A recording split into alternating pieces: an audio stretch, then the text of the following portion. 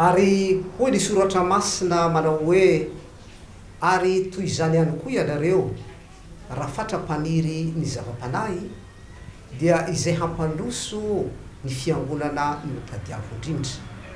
Ny fiangonana adventiste amin'ny tandrany andro fafito fédération na Madagasikara Avaratra faritra Diana sy Sava dia manomana fianamben'ny mpino adventiste rehetra tsy ankanavaka ao Nosibe Hellville.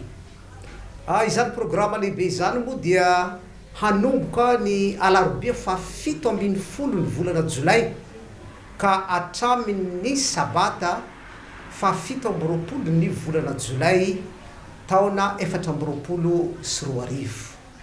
Programa maro no hotanterahana mandritra io etsika ara-panahy io, toy ny fanofanana ho amin'ny asa fitoriana ny filazantsara, hisy ihany koa fijoroana ho vavolombelona ny amin'ny asa fitoriana ny filazantsara, ary ankoatr'izay dia hisy ilay programa lehibe fifoazana sy fanavaozana izay iarahana amin'ny Dr Pasteur Saotra Paul Ratsara, izay efa fantatsika rehetra ny amin'izany fanandramana sy fitondrana ny fiangonana izany.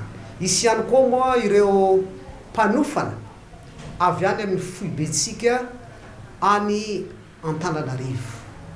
Isy programa maro samihafa moa no andravaka ny fotoana, ny hira izay hotanterahany ny groupe sy ireo mpihira malaza avy amin'ny faritra maro samihafa aty amin'ny faritra avaratra.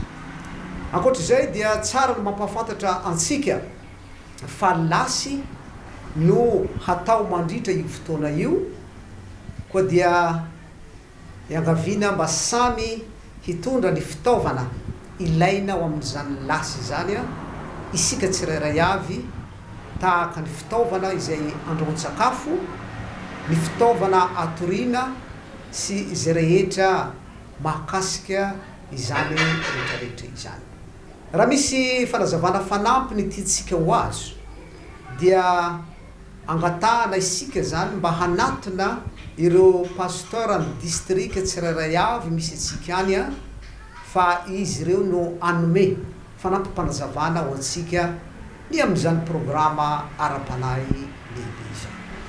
Eto am-pamaranana moa dia tianay ny manentana antsika rehetra tsy ankanavaka ny mpino adventiste rehetra, eny fa na tsy ny adventiste koa aza zay rehetra maniry hanatrika sy hanatona izany lasy lehibe ara-panahy izany, dia asaina manokana mba ho tonga amin'io programa lehibe ara-panahy any Nosibe Hellville izany.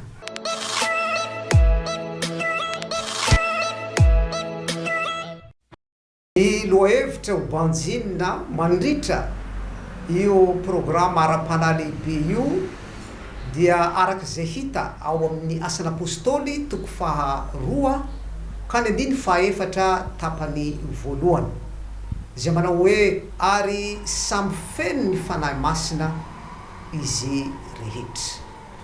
Dia manantena ny fahatongavantsika rehetra marobe ho amin'izany programa izany izahay. Misaotra.